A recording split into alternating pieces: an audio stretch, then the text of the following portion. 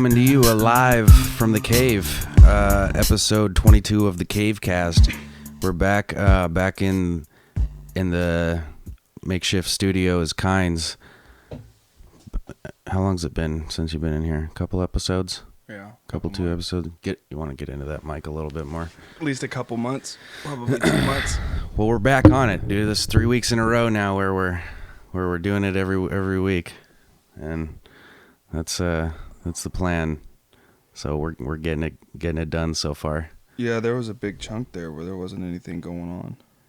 Yeah, I kind of just want to fucking just get it. It has to be constant. I think if we want to actually go somewhere with it and get anything done. So I kind of just said, like, fuck it, we have to do this every Saturday. So, and we haven't had a problem yet. There's been no lack of things to talk about. So anyways, I don't know, what should we get into first here? We were just talking about the whole Artie Lange thing. Basically, to anybody that doesn't know, Artie Lange is a comic. He did Howard Stern. He was the comic on Howard Stern for years. Used to fall asleep on heroin in the middle of the show. Had a lot of drug problems. My favorite joke of his was when he's talking about, he's like, I did cocaine all wrong. He's like, I'm the only guy that got fat doing coke. And he's like, I was in a Narcotics Anonymous meeting and said my drug of choice was coke, and some black guy went, "What you putting that shit on, cheeseburgers?" What I like about Artie Lange is the same thing that I like about Norton. Is he's all like, because he sat and talked about his heroin problems and stuff on Howard Stern, and he's just honest about what's wrong with him. You know? Yeah. I mean, he's not as dirty as Norton as far as the sexual stuff goes. The trannies and sitch. He's honest, and he doesn't sugarcoat it, and he's willing to talk about what's really going on, whatever's going on with him. I like that about him. Yeah, I think Norton. I that's why I kind of like doing this, because Norton having the opportunity to go in every day to a radio show and talk about stuff. I think that really opened up his comedy. And I also think that he kind of changed the game a little bit as far as comedy, because of how honest he is, and also he was one of the first ones I noticed that really would smash himself, and it kind of brought, like, he was a very, like, comedy I feel like is having a boom right now. Yeah. And they're doing all sorts of cool different things with it. Yeah, Comedy Central is Ari. I was just Ari's coming up with, he's doing the "This Is Not Happening," the storytellers thing. Yeah. And now I'm hearing about, I haven't seen any of it yet, but he's doing roast battles with people. Yeah, do you follow him on Twitter? Yeah, that's the only reason why. The Big J Okerson and yeah. And I think that's a cool idea. Like, if they can get that polished just a little bit enough, because maybe it already is, because I haven't seen it, but that would be a cool thing that people would watch on Comedy Central. Is like two comics roasting each other. And it's a lot like the Grind Time battles. I don't know if you've seen any of those before. The Grind Time battles are they're not freestyle, but they're rapping battle. They're rap battles, rapping battle. Like, yeah, I feel that sound like an old man that hasn't done hip hop for years. These rapsters, yeah. But they know who their opponent is, like, a little bit ahead of time. It's like an MMA fight, kinda, but with words. And so you get to study them and find out things, and you do it off the top. You figure your shit out ahead of time. It's not like you sit there with a notebook or anything, but right. But you got time to plan your attack and stuff. Yeah. Mac Lethal's done the Grind Time stuff, and they're all over. They're in Australia. They're in Sweden. They're in. They do them out of Portland is a big one, in Bay Area and Canada. But is it like a like a tournament tier thing, or is it just a one-on-one UFC sort of event, like one night, one fight sort of? Yeah, they'll do events where, just like a UFC sort of thing, where oh shit, Immaculate's facing Dirtbag Dan or whatever, and for a couple of weeks to promote it, and then it's like, and there, you know, you've got, I don't know if they have championships anymore. They did for a little while, but there's different factions of the same kind of thing. So I don't know if they have any solid champs, but you got the guys that you know are. So it's like the Deltron intergalactic rap battle sort of thing. Yeah, but that's kind of cool. Except for the galactic part, yeah. Yeah. Yeah, exactly. But yeah, the roast battles, I haven't seen any really, but I think that could be something. Comedy Central's really impressing me. I think a new guy took over recently. He did. I think somebody talked about it on their podcast, and then I think Barry Katz. I don't know if you know. He's like a comic manager. He has a podcast called Industry Standard. Oh, okay. And his podcast is different because he has on comedians and stuff, but he also brings in mostly like big wigs and executives and stuff. And he had the guy, I can't remember the guy's name. You'll have to look it up. But I think he did an Industry Standard. And Ari had him on too to talk about how specials are shot. I don't know. Oh, really? Yeah. I'm pretty sure I listened to it. It's only a little ways back, and he had him on specifically to talk about how they make specials on Comedy Central. I did listen to that one. And Ari talked to him about how what's gotten better since he's taken over, and he says things that he wanted to do. So yeah, you're right. They like consciously made decisions to go in a different direction. Yeah, I remember Ari railing about it. It's like, let the fucking comics do what they want. You're there for technical, you know. And especially the other big point is he said Comedy Central always wanted to make, just like every other TV broadcasting place, they always want to do the same thing over and over and over again. Like they want every special to pretty much look the same, except for maybe a different background. But the camera's going to do the same thing. The lighting's going to be the same. It's going to be, in a big room. And Ari was like, don't do everything the same way. Like, let some new shit come in. Because Ari wanted to, shot that special in the Comedy Store. Did you, I know we're getting way off topic from what we started with, but now that we're talking about Ari, did you hear the intro of when it became official that he was going to do his special at the Comedy Store? I don't, we got, like, emotional? Yeah. Yeah. That was fucking great. Like, yeah, you could tell he was like, he went through, and again, for people who don't know, I really, not everybody is up on it as we are, but Ari Shaffir is fucking one of the, would you even call him up and coming anymore? Like, he's there pretty much. He probably is to most people. He's not Norton or Louis C.K. level just yet, but he's fucking getting there. He's a goddamn good comic too. And but he basically detailed his whole coming up through the ranks kind of thing, and basically all culminating with doing his third special, I believe. I think so. And being able to do it at the Comedy Store where he came up and where he fucking ground out for years. Where he finally became a paid regular. Yeah. And yeah, he started crying during it and stuff. I was listening to it at work and it got me, like, yeah, because you could tell he like he said, it was so many years of not getting past, and he finally, when he got it, like, that was the happiest he's been. And even though I'm not in the comedy realm, you can really relate to it because he started talking about faith. Mm-hmm. And he's like, this is religion's version of faith. He's all, but that's not faith. He's all, the real faith is trying to do something you love. And after people telling you can't do it for years, and people telling you can't, then people telling you can do it, but nothing's still happening for you, but you still fucking stick to it. Mm-hmm. This is what I want to do. And he said, that's the real faith, basically, is, faith in yourself and faith in what you want to do, and that you can make it happen. And it was really good. Yeah, it was cool.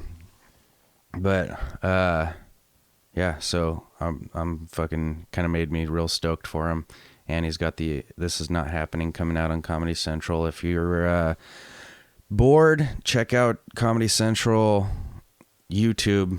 He's got, I think, 2 seasons of This Is Not Happening. It's just where comics, they They don't do bits. They get on, they tell stories and try to make them funny, and that it's really well done and really good. Not all of them are spectacular, but for the most part, I think you get to watch Joey Diaz and Rogan, and even when they're not funny, they're usually at least interesting. Yeah, because it's usually a good story.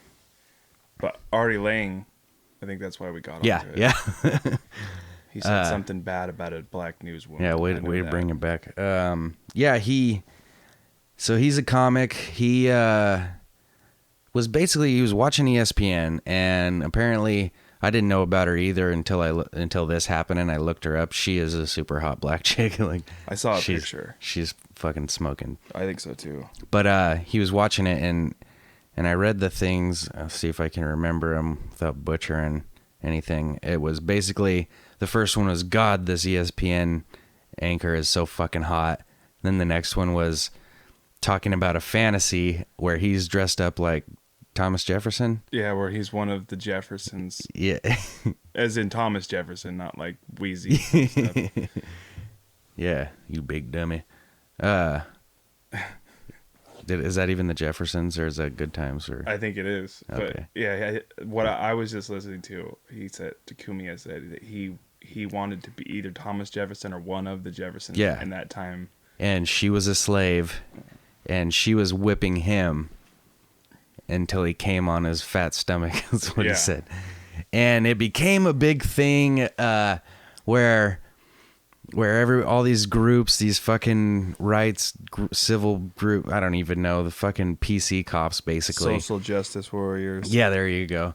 And it was, oh, you want to put a black woman and enslave a black woman? And it's like, no, it's context. It's fucking the whole thing that happened with Kumia. Yeah. It's like, you can't write some jokes on Twitter because there's no context to them. It's just, somebody can take one tweet that's in a group of tweets and show you this, and you're like, oh, Jesus Christ, like. What's funny about that too is he was putting himself in that time. Right. And we look at Thomas Jefferson as a hero. Right, exactly. And he actually did own slaves. And fuck them. And fucked them. And he is a hero and is on money. And we quote him all the time. And all Artie Lange did was say, I wish I was in those times. Or if, he made a joke about being in those times, but he's the bad guy. Even though Artie Lange's the one that hasn't owned slaves or done any of those things. So that just goes to show you, like, this fake outrage. These groups are always looking for an opportunity to pounce, it's just it's a chance to get the light cast on them. It's disgusting. People can't wait to be fucking outraged. Right. Because the problem, I mean, there is racism. That's the funny thing. Is like, not the funny thing. The sad part is that there's real racism that they don't really pay attention to. Mm-hmm. But they go after these fake, outrage situations where it's not really race. He was just being stupid and joking. Right. I mean, he even put himself in those times where Jefferson really did in Monticello. Is that the name of it? His place? I don't know. I'm pretty sure that's the name of Jefferson's home. I mean, he owned slaves. He had kids with slaves. Mm-hmm. And he's a hero. He's an American hero. Yeah. He's a founding like you said, he's on money. Yeah. And I don't care. Like, they were like, people will get to, like, with the whole Patrice arguing about jokes and stuff, and somebody saying, well, it wasn't funny. It's like, well, yeah, if it's not funny, then you made a mistake. Yeah. Of just making a joke that wasn't funny. Just like you're anything you make or try to do, it's going to hit or miss. Mm-hmm. And I don't care who you are. The words, I came on my fat stomach, is fucking hilarious. It's hilarious in any scene. And he turned it on himself too. I mean, she escapes at the end, and he may have been a slave owner in the joke, but she whips him. Yeah. And he enjoys it so much that he ejaculates on his fat stomach. Yeah. And that's the thing, is he even made himself like the dumbass in the joke. And another thing is like, I didn't even read that she was outraged. I haven't seen a whole lot of it. She might have, but a lot of the times when stuff like this happens, the person that it was said about might not have even said if they were mad or not. But they don't care. But the groups go out and take up their she might have thought it was funny, or might even be willing to whip him until he comes on his fat stomach. For all we know, they could have cock blocked him. Right. Yeah. Well, yeah, and like you said, people can't wait to take up the shield for somebody or for a group of people. And usually it's not black women that are outraged. It's fucking white people that fucking just like I said, can't wait to be outraged. And well, it's a good way if you run a group that is a social justice warrior sort of group. You should kill yourself. Yeah. First, you should kill yourself. Yeah. But if you are, you're looking for opportunities to get your name out there and to get the spotlight on you. So you're going to jump on anything that could remotely be seen as even controversial. Just not only to tear down the guy who said it, but just so everybody sees you. Like, it's an attention thing, and it's a way to grab headlines and stuff. They not only want to punish Artie Lange, but they also want to get their name out there as a social justice warrior, or that they're on it. You know, they're not letting this stand. So you know that this group is out there. Yeah. But they're taking up causes that are useless and stupid, and they're usually on the wrong side when there are plenty of things that they could be out there fighting against that actually matter. And it's the same thing with the whole like people standing on the side of the road with impeach Obama signs. It's like you're looking at the wrong thing, dude. Right. This is not what you should be fighting against. You should be fighting against the fucking system that put him in place and that's telling him what to do, basically. Right. And he's just a face. Just like Bush was just a fucking dumb hillbilly face to fucking rail against for either side. Yeah. And it's annoying, it's frustrating, and but the thing is they have power.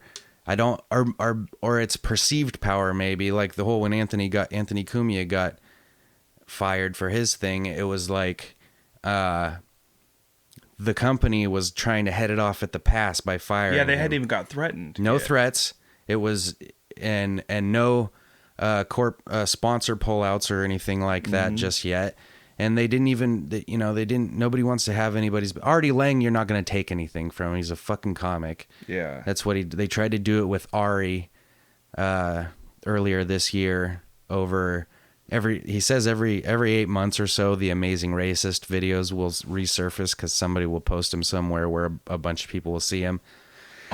And these groups, some Mexican groups, I don't even care to learn anything about them or what they're called or whatever, but these Mexican rights groups or whatever, fucking, they were angry about him picking up a bunch of Mexicans at Home Depot and saying, I got a deck to build, but then he drives them to the Migra. I forgot about that. This shit is so funny. And it's hilarious. But that's the thing, is that the group took up that cause. Yeah. But a lot of Latinos thought it was hilarious. Yeah. Like real Latinos was like, oh, that's fucked up, but it's funny. Well, and he would post the bad ones where he he literally did every race too. For calling him a racist and then saying, I hope you die, you fucking kike Jew, fuck, and because he's obviously Jewish, and it's like, really, this is how you're fighting this with. You're fighting fire with fire. And he did Jews too. He went to that supermarket. Yeah, that was great. For the petition. Trying to get him to apologize for killing Jesus. He's just making fun of racism. He's not being racist. There's a total difference of making fun of that. And people will say, well, you shouldn't make fun of something serious.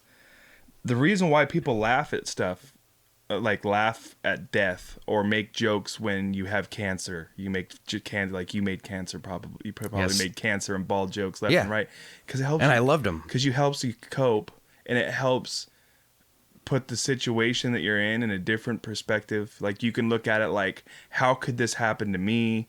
Why didn't it happen to somebody else? You can feel sorry for yourself. You can get into a real negative mode, and that probably did happen to you. You probably had you had periods. Briefly. Right, but you get out of it by going, fuck it. This happens, and I'm gonna make fun of it because I'm gonna beat it or whatever. It could be that, or it could be the fact that if dealing with racism or being a minority, they make jokes about it. But that's the double standard with some people. Is it's okay for Carlos Mencia who's not even Mexican, by the way, but for Ned Holness, you mean? Right, Ned Holness, to go on, and he can make fun of being Latino, and other Latinos will laugh with him about all the funny Latino stuff. But if you took his whole set verbatim and had Jim Gaffigan or a white guy do it, he would be racist. Yeah. And it's like, well, you can't say that. You don't get to say that because you're not. Well, that was a thing he said when he stole Ari's joke about Schwarzenegger wanting to build a big fence at the border, and Ari said, "Who do you think's going to build the fence?" Yeah. And then Mencia stole it, and then when they confronted him about it, he goes, "You're not even Mexican. Yeah. You're not even Mexican. You can't tell that joke." And he's like, "Why would you tell that joke?" Yeah. And that was his defense. Because it was obvious. Defense. Yeah. Ari wasn't the only one that probably thought along those lines. It's like, that was the obvious place to go with that joke. And it was Ari's joke. Mm-hmm. It was a Jewish white guy came up with that joke. And it's funnier coming from a Jewish white guy. And also, it is funny.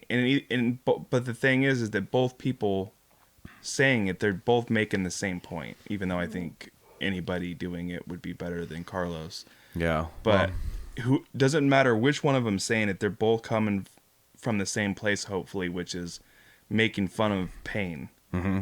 Which is what a lot of comedy is good for. It's not all comedy is, but one of the biggest contributions from comedy and music and movies and painting, all art, is that it can take pain or suffering and turn those things into something that is you can enjoy somehow, or at least cope better with. Right.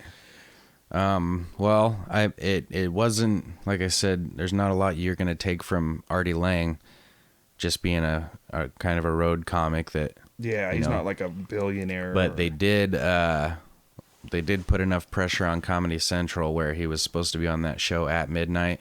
Yeah. At Midnight went to New York, and it was supposed to be Norton, Kurt Metzger, who's rapidly becoming one of my favorite comics. I don't know if you've listened to his. Did you see White Precious? I haven't. I've only seen a little bit of his stuff on YouTube, and I've heard 2 of his podcasts. He's funny on podcasts. Yeah, he's great, dude. I haven't his stand up. I haven't seen it. White Precious is fucking. Anyways, it was supposed to be Norton, Kurt Metzger, and Artie Lange. Yeah, that would have been. And good. I would still recommend anybody fucking that wants to get into comedy and hasn't heard of either of those 3 guys, fucking check that shit out. But they put enough pressure on Comedy Central where they wouldn't let him on At Midnight, and they ended up having a guy, Jesse Joyce, come in off the bench basically, and that day, because it was the day he was supposed to be on, was when the tweets happened, and apparently there was either enough pressure on Comedy Central or there was enough fear from Comedy Central to where they and that bugged me, but Artie kind of summed it up good. He tweeted, I don't hold anything against Comedy Central. I understand, what they have to do when these groups put pressure on them and stuff and protect themselves. But yeah, that's the thing I've become a little more understanding about, is because in the past I would have been like, you know what, fuck Comedy Central and their pussy asses. That was my knee-jerk reaction too. But the fact is these groups can cause a lot of pain. I mean, they could put a business and stuff. It's sad that they have that much power. If you're sitting at Comedy Central as like the executive who has to handle this problem, you're going, okay, do we fight this group and see how much they can accomplish, or do we just tell Artie Lange we'll do something later? We'll get. You're not going to be on Midnight, but they did give him a special already, and we'll find somewhere else for you to go once this all blows over. And they left That's the smart way to handle it. Kurt Metzger actually made a joke on the show about the whole Artie Lange thing, and they actually aired it and left it in. Good. So it's kind of like, okay, Yeah, because you can tell like that's probably because they just literally let Artie Lange film a special. So, and they're gonna have Artie Lange on in the future. They're just going, look, it's one Let it blow spot over. on Midnight. Right. We'll make up for it. Let's appease this group and just get it out of the way. Right. And it kind of made me think, like, like we were talking about, Ari's got all this stuff coming up. His This Is Not Happening is going to actually air on the channel, not just be on the YouTube thing. Yeah. His new ones that they're filming, or that they've just filmed. Marin's going to be on one. Yeah. And a whole bunch of good people. There was somebody else too. I can't remember who it was that he got. Miss Pat, have you been hearing anything? Yeah, she's been on like every podcast. She is fucking ridiculous. Yeah. She's got a story. I've heard her story told twice at least, and it's still awesome. There's always new stuff that comes into it. Her titty shot off. Her nipple. She got shot in the head. She hid her drugs in her kids' diapers. Jumped off an overpass onto a windshield. All sorts of crazy. Her story is awesome. Yeah. Like she's just a crazy. It's crazy that woman is still alive. Yeah. Let alone a success. And it has a sense of humor about it, and but it made her me. And Joey Diaz was fun to listen to. Yeah, that was great. I knew it was going to happen as soon as Ari said, you know Joey Diaz, and we got to make that. I knew Ari was going to make that happen. And that was a good one. She's awesome. I was like, I didn't think somebody would be able to top Joey Diaz stories. Yeah, that's what like some people were talking about her as the woman Joey Diaz. Yeah. I hope she gets a bunch of success out of it because she had a hard life, man. Yeah, it seems like she got a good heart too. But what I was saying was, Ari's got all this stuff coming up. He just filmed his special for Comedy Central. Yeah, it's going to be on Comedy Central, and then it's going to be his in the original room at the Comedy Store where he got passed as a paid regular. Yeah, finally. where he's got all basically 15 years tied up into this year, which is it's finally happening for him, big time. And like he said, every 8 months or so, those amazing racist things pop up, even though they're 15 or they're 10 years old. Yeah. And it really made me think, like, when his stuff starts coming out, like, are they going to try, is these groups going to fucking try to take that from 10, 12 years ago and try to hurt him? Yeah. It's his fucking job. You know? They might. That's something I didn't even think about. I mean, it's a perfect opportunity. Because it's out there. It's out there for good now. Yeah, it's like the gift, his amazing racist thing that he did, because he did like every race pretty much. Yeah. And the one with the Asian when she's driving. Oh god. Yeah, that was on the movie. You just have to watch them. They're hilarious. But he did like a thing on every race pretty much. So every time some group or whatever just finally finds one of these videos, it's just rehashes the whole thing. Yeah. So it's like the gift that keeps giving to these groups pretty much. And he loves it up until this year, the last time that it happened, because they had people calling the Stand in New York. I think it's called the Stand, a comedy club. Yeah. And they were trying to boycott him and trying to get him fired from there, where he had just moved back to New York and was doing these sets there. And the Stand told him to go fuck themselves, Like, they're like, no, like, Ari's a comic. He's fucking, like, what are they going to do to a comedy club? Right. But, because people are always going to come to a comedy club. They don't have fucking sponsorships or anything to deal with. Yeah. I'm hearing banging in the other room. It's probably my little brother. He left last night, and I didn't get up, but they, Jesus Christ. It's getting nice. Yeah. Oh, yeah, huh?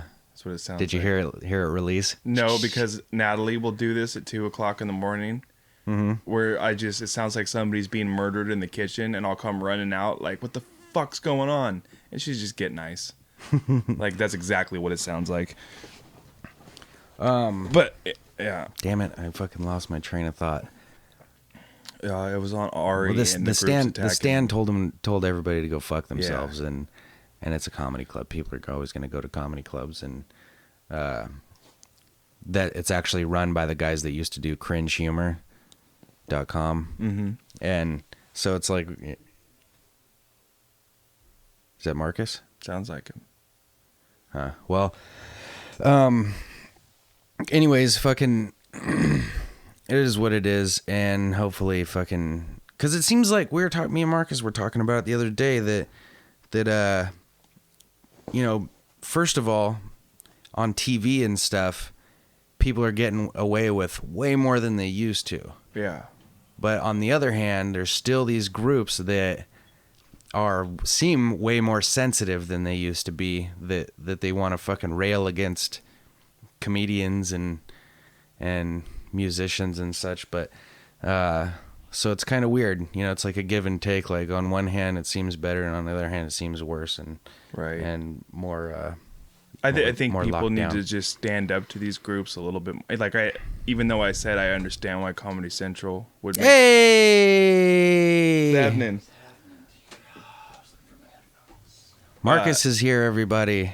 Well, like I understand why Comedy Central. We'll take a break in a second and we'll get everything. Would make that choice. Mm-hmm. On the other hand, though, you got to pick and choose battles. Maybe letting Artie Lange, you know, that one is a battle you could lose. But sometimes, like in the case of SiriusXM and the Opie and Anthony show, that's a battle that they didn't even try to. No. I mean, they didn't even wait to get punched. They just fell down before the other fighter got in the ring. You know, like. You gotta have a little more balls, right? The other fighter's entrance music started, and they fucking tapped out. So that emboldens these groups. Uh-huh. If these groups look at a situation where like SiriusXM doesn't even wait for a threat or somebody to be pulled, and they just give up and fire the main guy of the show, or at least half of it, these groups go, look at what we accomplished without even saying anything. Like.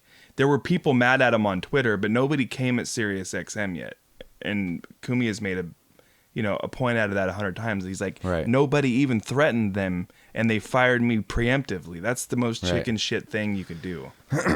Yeah. So, like you said, I think it's gonna take a powerful enough entity to stand up and be like, no, fuck you. You know. And another big point about this before we. Move on to something else is people have to get over the idea that being offended is the worst thing that can happen to you.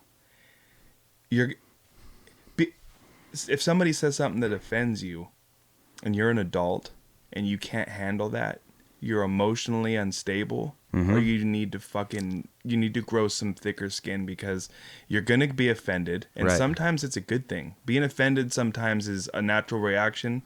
Right. And it could be because what the person said was really wrong, or it could be because it hit too close to home for you. There's lots of reasons you could be offended. Maybe your immediate response to being offended by something shouldn't be to shit your pants and try to get the guy fired. Maybe you could just think about what that means and let it go. It's just language. Yeah. The fact that you would try to destroy someone's career over words that they said, to me, is such an overreaction. You know, and it's a problem because people's careers and money, and not just that, but like having a conversation about any of these subjects is on the table and at risk of, you know, what are we supposed to do? Are we supposed to always censor ourselves? See, that's as far as it should go, as a conversation. Right. That's what I'm saying. Yeah. And don't try to get people fired. Right. Don't take somebody's job. Somebody's fucking. That's how people put food in their mouths. You know, yeah, they're entertainers and you're not. Yeah. Kind of thing.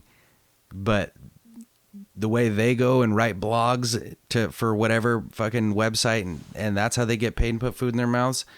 There's nothing somebody can do against your fucking stupid blog. Right. To get you fired. So don't take advantage. Go combat their idea. Yeah. You know, go take to a podcast or a blog and say, that's what I am for. Like, I do get annoyed at the bloggers and stuff, but at least if they're in their blog, they're not calling for a firing, but they're just debating what the person said. Right. That's all you should ask for. Like, if you disagree, go say why that person's wrong and why you disagree, but leave it at that. Don't call for a fucking, a posse. And to go, throw stones at the guy's house, or he can't perform here. I hate Rush Limbaugh. I hate Bill O'Reilly. I hate Sean Hannity. Have you ever thought about writing a blog to try to get him fired? No, but I have this fantasy where I kidnap Bill O'Reilly and I take him into like this dilapidated type garage, or just an ugly, like, concrete, dirty place. And stains everywhere, and I have like these odd lights on, like black lights, and something like Closer by Nine Inch Nails is playing in the background, and I just have like a gas mask on, and I'm and he's tied to a chair, and like all these random words are written on the walls, like Democrat, and I'm not gonna hurt him, just to capture him and do this to him for a day where he just sits there and goes, "What the fuck is going on?" And then I just force feed him mushrooms. I just release him. I think it needs to be force. Can we force feed him mushrooms? Can we inject him with some DMT for a second? Then, when I release him, the first show he does, I just want to see what happened. You know, did it change him? Does he even mention it? Like, does he go about his business like that didn't happen, or does he go, look, something very strange happened the other day? But I don't dream about killing him, and I wouldn't I wouldn't sign a petition and have him taken off the air. Killing him, or even worse, getting him fired.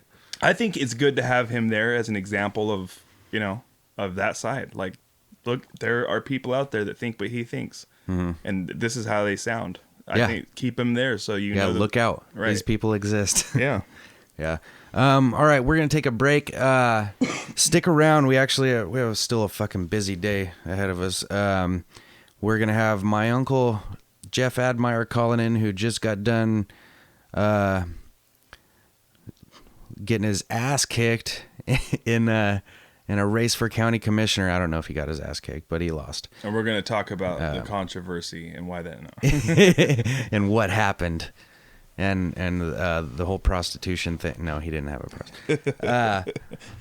So we're gonna talk to a person that ran for county commissioner. We're gonna find out what that's all about and what the fuck a county commissioner is. And I think if we have time, we're gonna try to get Marcus laid today.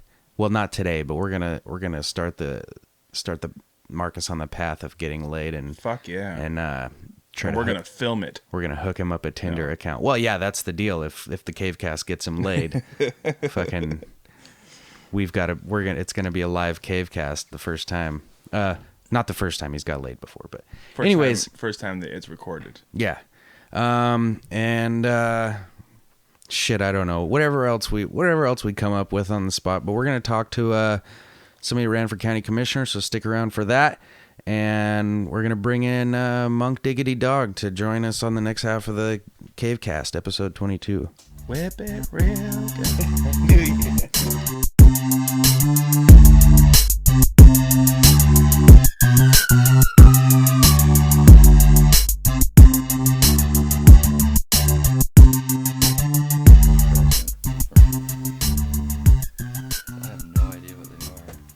All right, welcome back to the CaveCast. We're waiting for a call from my uncle to talk a little county commish news, and Marcus is joining us on the back half here, on the back nine.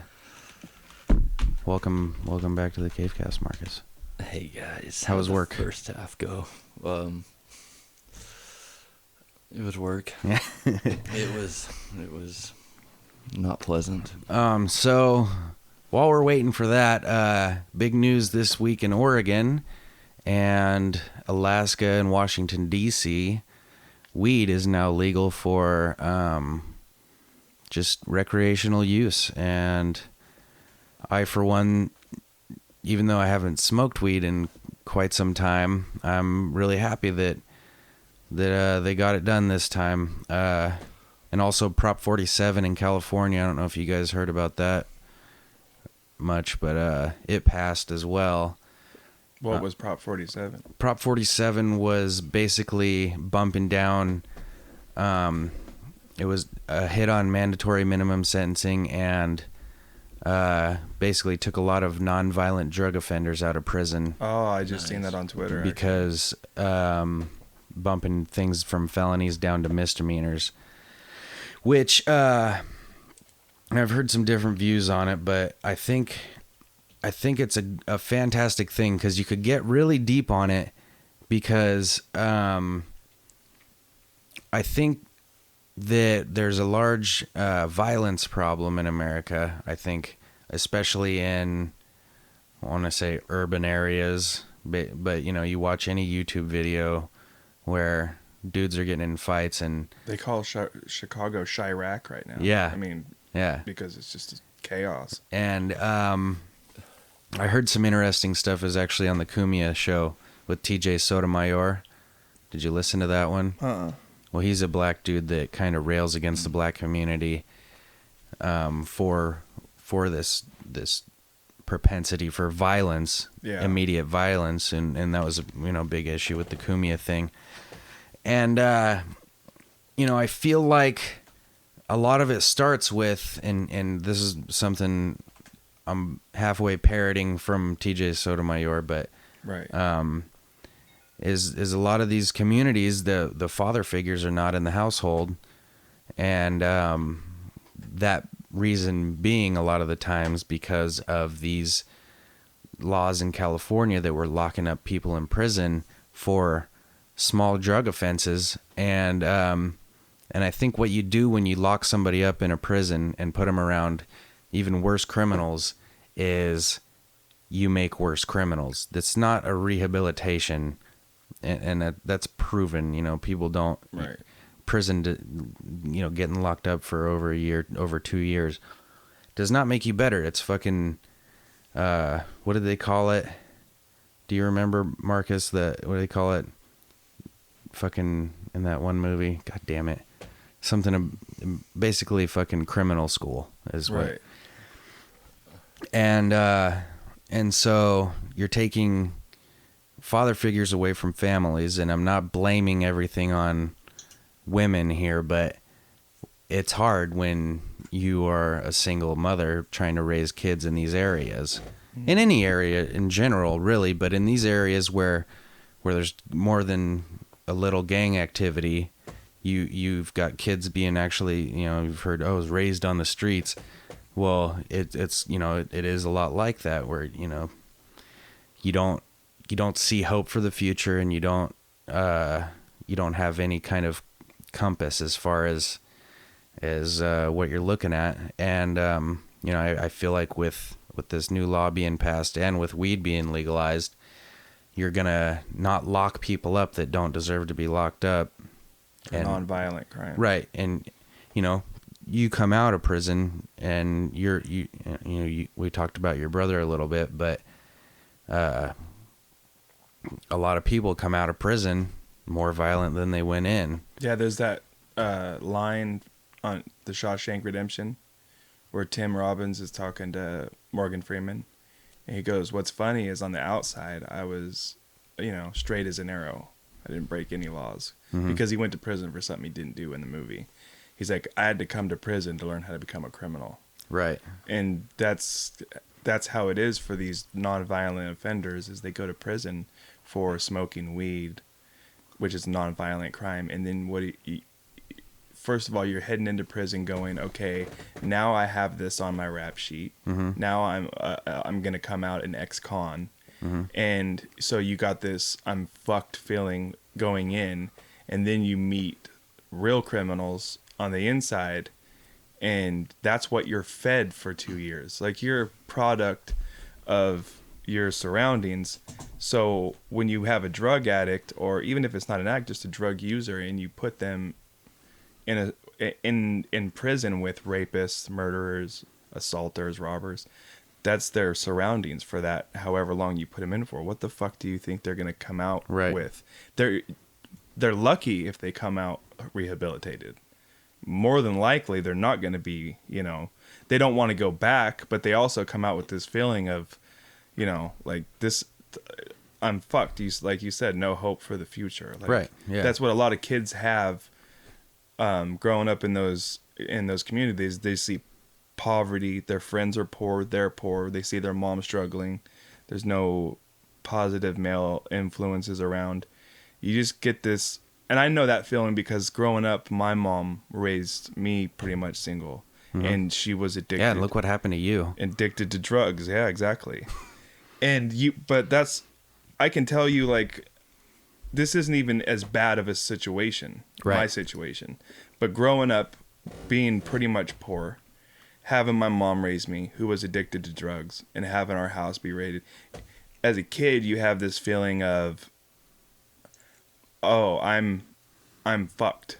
Like, I already, right out the bat, I could have ended up in a situation like all the other kids I go to school with, where they don't even have to worry about this shit. I'm already so far behind. Yeah, you're Fuck playing from behind. Right, trying to play catch up. I have to, just the taste of that I got from my situation, I have to assume that that's just ingrained in even worse communities. And like, I don't know what the answer is to fixing it. It could be, you know, letting dads out of jail for nonviolent crimes is one thing, but dads also got to step up and Yes. claim their kids that they, you know, and then do something about it. I think our generation, and maybe the one even after it or a little bit before it, is probably the worst couple generations as far as fathers owning their responsibilities and raising their kids. You know, and my dad is a good dad, but he wasn't in the picture for a big chunk of my childhood. Right. And I know a lot of people like that were just lucky to have their dads around. Yeah. So those communities where they're poor and there's violence and the dads aren't around, you just do math from there. Yeah, And that's then- all it is. It's right. a bad part of every bad part of the equation. And adds locking up to people up something. for something like nonviolent, like marijuana use, you have to assume you just have to assume that what you're teaching the community is they're fucked. Like, there's a fix in, and they just say fuck it at that point. I mean, it's just like being a kid, or when you get beat down and you get fucked with by authority, you're eventually going to just go fuck it. You know, fuck it. I don't have a chance. I'm fucked. I was at a deficit from the beginning, so I'm gonna fucking go get money at gunpoint. You know, I'm gonna band together with the other motherfuckers that were cursed, and we're gonna take whatever we can get. And just decades of that leads to Chirac and Right. fucking Compton and everything else. Yeah, I really feel like it's not going to be immediate. You're not going to see a bunch of immediate changes, but I feel like in, 10 or 20 years, you might start seeing a change, because I think the prison industrial complex has really taken a hit. Yeah. Because when you're a prison for profit, that should be illegal, man. Should be, yeah. That's the big one right there. Yeah, and then when you get more money for the fuller your prison is, then there's incentives there to fill those motherfuckers up. Right. And when the people who get money because of that are giving money to, donation, whatever it is, to police forces and Partnership and for then Drug Free America and all that stuff. and you see Ferguson, they've got all these military toys they just can't wait to use, Right. because of, I'm sure, as a direct fucking result of that, then that's what you get. And you get people being more scared and hateful towards police than looking at them as that they really do just serve and protect. Right. That's what Tupac always meant, I think, because Tupac would say, Fuck bitches, get money. yeah. Yeah. And at the end of the day, that's even in the Bible. So, no, he would say, I'm your child, like, to America, to the government, to America. He'd be like, I'm your child. I'm what you made me. Okay. I am what happens when I'm what comes from what you're doing to this community. I'm an Right. example. Like, Thug Life was supposed to stand for, it was an acronym for something. Thug life, baby. And I can't remember it was like, the hate you gave little infants fucks everybody, I think is what it stood for.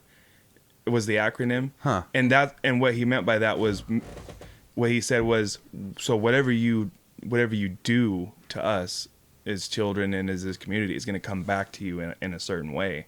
And that's what it is. And it's Yeah. not all responsibility necessarily shouldn't be passed from them, because these are still human beings making choices. Right. But situations breed fucking situations, and the part you said about prisons making a profit, that seems to me to be the biggest thing that needs to be fought, or one of them. The thing that they just passed in California that you just mentioned is huge. Mm-hmm. But making it illegal for a prison to make a profit and to get more money from more prisoners being in there should be illegal. That should not exist. Right. I mean, it's just fucking corruption waiting to happen, and the corruption based on what? Putting people in cages. It's it's a horrible situation. Yeah. And they're gonna now that weed's legal, they're the government, they're gonna find their way to make their money. And I'm sure they've already got it in place. Yeah. But they do. I think I'm more okay. I'm not okay with the government making money in general. The government shouldn't be a fucking for-profit organization. No, not for profit. You shouldn't go into these things trying to get rich. And the idea is you go into political situations because you want to help the community. Right. It's laughable at this point to govern. Yeah, you want to help make it the fucking place it was supposed to be when this whole country started, and that's not what it is anymore. No, it's a career opportunity. Like, I think it was when we did the thing with your dad, one of us brought up that for the first time in history, every member of Congress is a millionaire. I mean, that wasn't supposed to be the incentive. You never was supposed to get to that point. It's not that congressmen shouldn't be wealthy. It's just how much money should they, if these situations arise where a congressman can be so corrupt that he can make millions of dollars, then people are going to seek that out, and those are going to be your congressmen. And how you get elected is by spending money anyways. So it's just another situation of breeding an opportunity for people to exploit. Mm-hmm. Instead of having members of Congress in there to do what people want, they're just guys that are coming in for the opportunity to make money and just saying that they're going to do those things for you. And I think you fix that by, I don't know all the answers of why you fix everything other than, like I said on the last one, is feed everybody mushrooms for just one night, like a large amount. And Russell Brand thinks you just stop voting. Yeah, well, that was an argument I got in at work with which I'm not sure about. I'm not sure if that's the way, but Russell Brand's big revolution is you don't vote, don't participate, right, at all.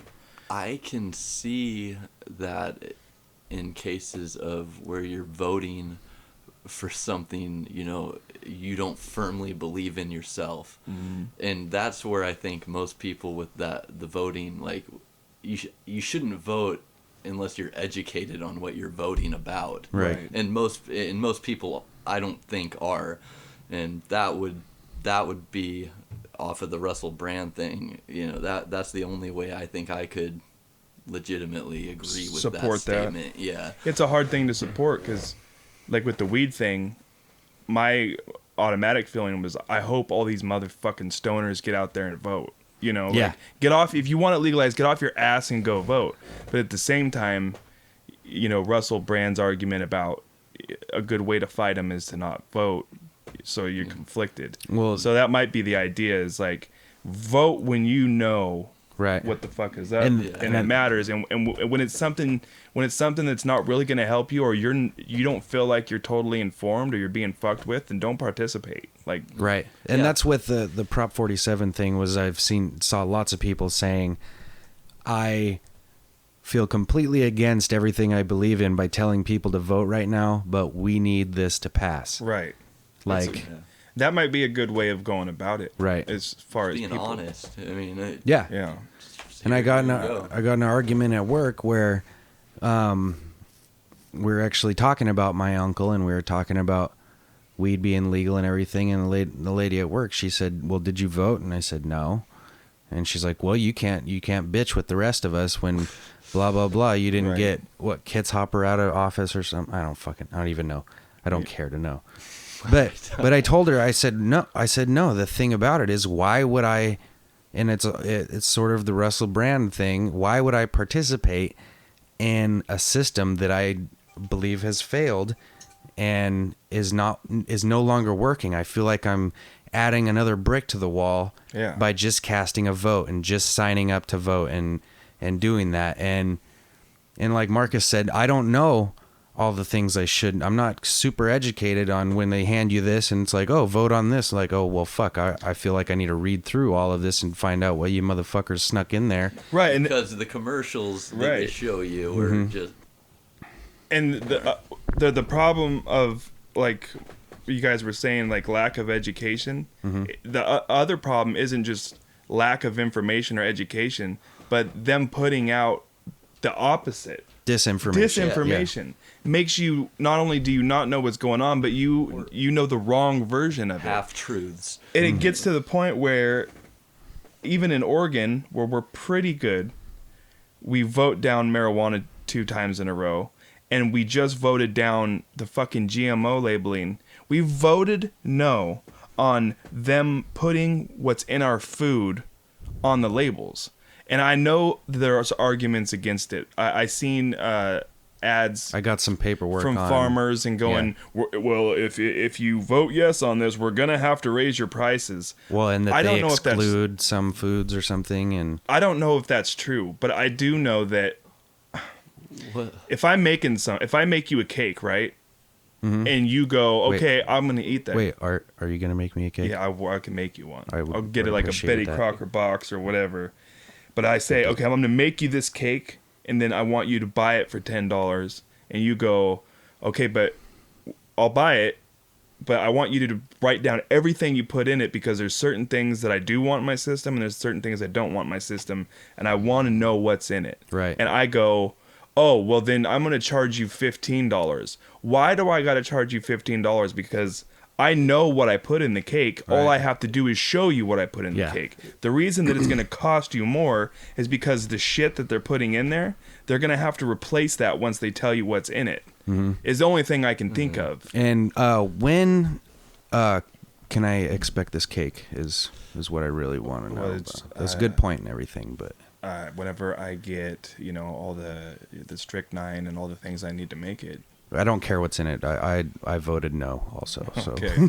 I didn't then vote. you can just eat it and never know what you ate. Let's It's roll the weird. dice. Until I start You're bleeding right. out of It's my weird that eyeballs. people voted. To me, it's not a big deal because it's the way it's status quo. It's the way it already Right. is. But it's weird that people would vote against their own interest Yeah. in that way. Their best, I think it's their best interest in It's- mind, really. It's odd, and the only sense that I can make of it is that the people that were against it did such a good job Tricking of people. putting out disinformation. Well, I got actually I guess my brother's registered to vote because I didn't get anything. I didn't Yeah. either. But my brother got some paperwork and it was vote no on that. Is Right, yeah. 92 or measure 92 or something like that. yeah, I think it was 91, or it was right there next to the weed one. Yeah. It was one after or before. And that one they wanted you to vote no, and they had quotes from doctors and saying these foods will be excluded from it, and this is why, and it was a lot of stuff that frankly I didn't fully understand. Right, because that's the way it's meant to be written. But they almost sold me. It's like, oh yeah, why would I vote yes on, what I Right. mean? Because I didn't know. And at the end of the day, I can't honestly say that I know that you should have voted yes on that. Right. I But would it have just seems liked like to it. know. Yeah, I mean, It seems like a pretty cut and dry thing where you're either listing everything you put in the food or you don't. Yeah. Because that's the only thing that it's just GMO labeling. It's not saying you can't use anything in particular. It's just saying we're admitting what we put in the food we sold you. Yeah. Why would you vote against that? And Well, they're I think- hiding from it because they're raising their prices. I would assume because, like you pointed out, they're going to have to replace that with something that's more expensive. yeah, whatever corners they Because cut or whatever. they can't cut the corners or they won't get away with it. That I seemed see, to be I see. I didn't read the thing you read. I would be It was interested so to read small. it. It was But just the, a little the video pamphlet. ad, the big thing that the farmer in the video was pushing because he was a farmer. Did he have overall Yeah. coveralls on? He Overalls? had brand new fucking coveralls Straw with no hat. dirt on them or anything, and fucking Wranglers. My family's been on this land for 6 generations. We came in on the wagon and during the fur trade. with my grandma's body rotting in the back. We actually we made the first peace treaty with the Umpqua Indians in our family. And his big thing was, the biggest point he was pushing was, we're going to raise the price on your fucking food if you vote yes. That's what he was saying. That's his big thing, and that leads to people going, well, fuck that, milk is already too expensive. Yeah, don't fuck with my money. Oh shit! I already make too little money to right. To it was more. it was nothing short of a threat, right? Of a blatant threat. Like, right. we don't want this. If you vote yes, you're gonna spend more money on milk, bitch. And that's, I think, probably how they ended up, pushing. Well, it through. and all of this combines into one where you have my lack of knowledge on the thing, and also my completely lack of willingness to read up on it and inform myself. I have Madden to play. I have things to do. I've fucking life. Yeah. Yeah, because let's say it's season. But say you wanted to take this afternoon and go, you know what? I'm going to find out about this fucking GMO thing, and I'm going to get educated. Right. Well, even when you go attempt to do that, yes. you don't know. Your head's spinning by... You're going to get misled. Right. You're going to get 3 different versions, and you're not going to know who's right because you still don't know enough. So. And then also the flip side of that is we are the majority as far as that's concerned, as far as not knowing. I guarantee it. Oh, no doubt. It's not, But then you have people that don't believe like us, that believe it's my duty as a good, hardworking American to cast my vote because they've been conditioned for all these years, like I was told in the break room. And I had her turned around by the end of lunch. Yeah. This argument that if you don't vote, you have no right to say anything about it. Yeah, people have said that for a It's like, long really? Why? How is that? Right. That's funny to Was me. I not born? Am I not fucking American?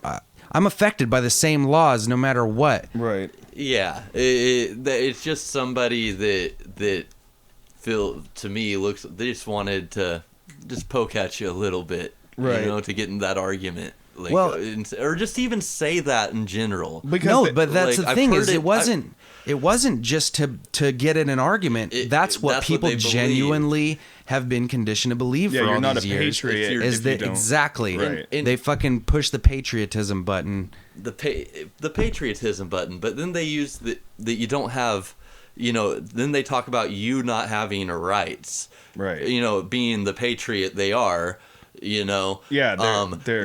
They're it's funny they say that because it's your right to vote. It's your right. You don't have to. It's not something. But in our freedom of speech gives us the right to say whatever the fuck we want to say. And we got done. You weren't here for the first part of the CaveCast, but we just got done talking about Artie Lange getting in trouble and the whole freedom of speech thing, and how it's, you got to, if you have vested interests in certain companies, entities bigger than yourself, then you don't necessarily have freedom of speech, or you're fucking fired and you can't put food in your mouth. Yeah. If you don't watch what you say on some things. The point, black women in general, just basically just black women. You can't. The point Mark just made against a person who says that to you. So when someone says if you didn't vote, then shut the fuck up. That the point you just made is, one, voting is a right. It's not an obligation. So I can choose whether I want to vote on this or not. And I also at the same time have the right to say whatever the fuck I want. So if you're such a patriot, don't tread on me, like we fucking say in America, and don't try to silence me. And and voting is a right that I can choose to participate in when and if I want to. Right. And if I'm not informed or don't feel like I've been given good enough information, or I don't want to participate, that doesn't mean that I don't have an opinion or don't deserve the same rights as everybody else to talk about it. Yeah, or it doesn't mean the country doesn't mean anything to you. Right. You might not be voting because you think it's useless. I mean, at this point, it's hard not to have that feeling. What is my vote really going to do? Right. I mean, just my vote. Right. And I know that people that's been said. The flip side is, well, what if everybody you and says everybody says that, then that's the problem. And it's like, well, But everybody's not, and Right. I'm just talking for me. And the thing is that people did come out and vote. That's why the marijuana bills got passed, because the old fucking shrivs that are voting against it every year. you old fucking shrivs up in the city hall They who blocked its legalization. exactly. They didn't. We got enough people in to pass it. Yeah. And another point that somebody made real quick about the marijuana thing was, and one reason it might not have passed before was, I guess, and you'll have to look this up, but some people said that the last time that we tried to pass the weed thing here, we didn't have the stipulations that make sense this Right. time around. Like, we didn't say you can only have this much. We didn't say you Right. had to be 21. Yeah, it's been a fledgling thing for Right. a few years now, They where got- they just started talking about. They got it written right this time, was Right. another thing that somebody pointed. And the pro measure 92 or 91, what was it? 90, Whatever. 91. Yeah, they were both. They got more money than they did last time, the campaign. So that okay. always makes the difference too. Did you happen to read up on any of that? Do you know? I heard that you can actually grow your own without. Grow 4 plants. Right? Or yeah, you can can carry have- 4 you can- ounces or 8 ounces. You can have 8 ounces in your home, 1 ounce on your person, and when you're out and about, you can have up to an Now, ounce. 1 ounce on your person, that doesn't mean a slave. Right. Like if you're already say you're Artie Get a Lange. manservant Say degree. you're Artie Lange and you're dressed up as Thomas Jefferson. Yeah. Can I have? You could. Can he have an ounce and then have one on his person? Well, I wonder. Wait, they didn't think of them as people. I guess so. It's not. But really. if your Two fists. manservant has his own ounce, can he carry my ounce for me? Because then he has Ooh. 2 on him. and but he's you're carrying paying him mine to for- fucking serve you. What do I have a manservant for if not to carry my shit? Yeah. So if he has 2 on him, but he's carrying mine, Yeah. You're fucking shelling out this dough. You got to carry your own ounce. It's yeah. fucking bullshit. They got to get that law figured out. I'm glad I didn't vote. Now that I think about it, I don't think there was anything in there about. I think the 4 manservants. plants thing is cool. Yeah, Because I thought even when if they ever passed it, that growing it would always be out of the question. Because you're not supposed to grow tobacco. yeah. That's where I So- thought too. But the fact that But- they let you grow 4 plants was surprising, and I was like, wow, they got that in, and that's cool it because showed they weren't trying to make as much money I want to know as one thing. they could have made so you don't have to, because the Young Turks, the new show on YouTube, Yeah. they did a story on the way that the dispensaries are going to be taxed. There's a thing in the tax code called like E40 something tax code. As it should be called, E40. Something, I might be wrong, B40 or E40. It better be E40. It basically is the IRS has it set up so they can put this stipulation in that if you're peddling something that's illegal or semi-illegal, that you can be taxed however the fuck they want to tax you, pretty much. So dispensaries are going to get hit really hard. So that the fact that people are going to be able to grow 4 plants for themselves is going to might end up being really important, because if you had to rely on dispensaries, we might be in trouble, because dispensaries might not be as big and prevalent as you think they're going to be in Oregon. Does anybody know what an ounce goes for at a dispensary here in Oregon as of now? I've never went through a dispensary. I know how much an eighth went for at a dispensary in California, which I would, be close. It could be close. I imagine What was it was it? $60 for an eighth. Well, I heard 100 shook down. 140 for an ounce, which, I mean, it's not terrible. It's not great. It's but not too far from the it's street. if you're getting that fucking chronic medical stuff. I'm That's the I'm other- gonna get my green thumbs going. Here's the thing I What want I'm to know. excited about with the dispensaries, though, is all the cool edibles. Like I keep hearing about all the awesome edibles. Dude, And I'm Ari like- and Joe and fucking Joey Diaz and stuff. Yeah, They talk about edibles that'll put you out of this world. that will be the cool part about the. Well, I guess you could do that shit in your home. You can make your own weed gummy bears, I guess. But I mean, who's gonna do that? So. Wow. Breaking news: Texas A&M's beating Auburn. How much time's left? There's 2:37. Auburn had the ball in their red zone and fumbled at the 1 yard line. Jesus. good. Here's what I want to know. And then we'll put this The 2 topic yard to line. bed for now. Yeah. I'll try to call my uncle again. Marcus, Yes. I already know that you have a spot in the backyard picked out. Where is it? It was going to have to do. You know how your tomatoes I wanted them nearby, like to keep like a garden in the same vicinity, Yeah. but have a little spot. I was thinking more toward the back, but I knew he really thought about this already. fantasized about it. It's not till another important part is it's not till July 1st. Yes. Is when Next all this year, goes, right? Yeah, Yes. when all this goes Well, into effect. obvious. July 21st, 2026. Get your manure and seeds and your lights and all that Yeah, shit ready. we've been working Be on getting reading this up on prepared it. for a long time. All right, I'm gonna try to call the uncle again, see if he picks up, and then I'm gonna give up on him.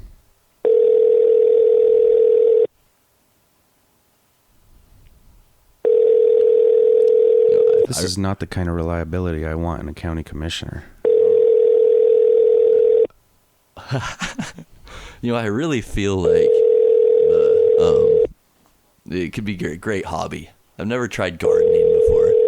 Dude, the You have reached. the people that get into it are like They're like a into pet. it. They treat them like they're a pet. It's intricate, man, because there's so much that goes into growing gardens. Like one of the guys I work with, this old dude named Farrell, he started a garden in this patch of dirt just in the backyard at the house I work at. And so he just took this patch of nobody does shit with their backyard usually besides mow it.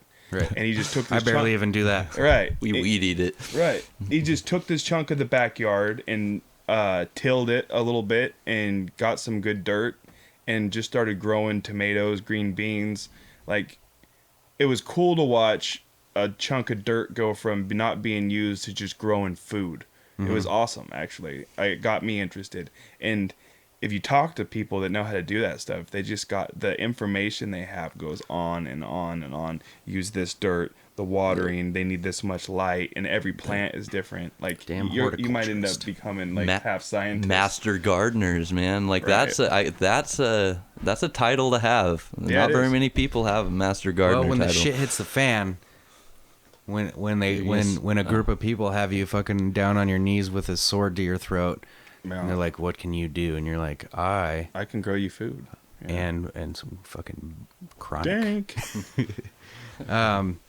So, what's up with your computer's obviously warmed up.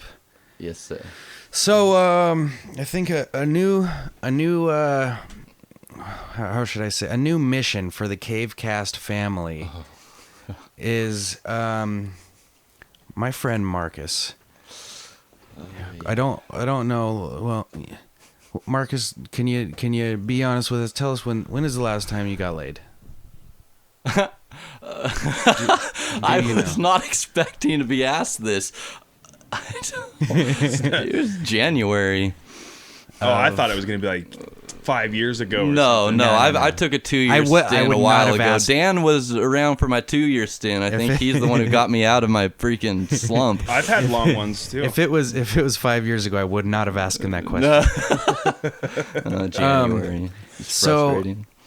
I was kind of listening to podcasts and people talk about Tinder, and it kind of got me thinking. It seems like a really good tool to meet people that, or DTF. yeah, basically, Yeah. yeah, and maybe not necessarily even DTF, but it's a dating website, but it's also a website where the way it's set up is you swipe, your picture's up there, and it feeds your picture to all the chicks that are on Tinder in your area, and it also feeds you pictures of all the chicks that are on Tinder in your area as well. So, it shows you nothing but a picture and maybe a first name. Right. And you, not really my type, fucking. I guess it's she's just got an app. She's got one tooth and a lazy eye. Right. Yes, obviously, Yeah. but That's what I wanted. exactly. I'm not into 7 chins. 6 chins is okay, but 7 is pushing it. 6 chins and have some 5 respect head. for yourself. You gotta look. What here's my strategy. If like I'm ever single, like Natalie dumps me or whatever, when I get on Tinder, because I think what my bread and butter is pretty girls that don't think they're pretty, is my bread and butter. That's where I. Yeah. So you got to be able to judge that from looking at a picture.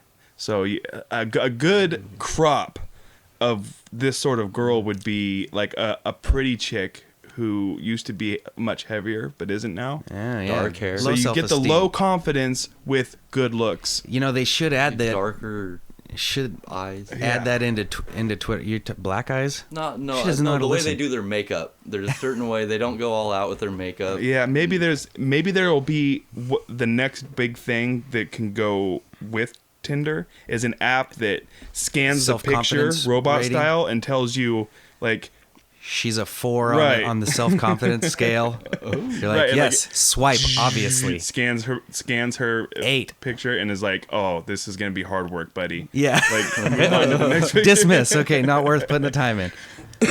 Yeah, exactly. It's just, you fucking... She's all into world issues and economological crap. Yeah. Just move on.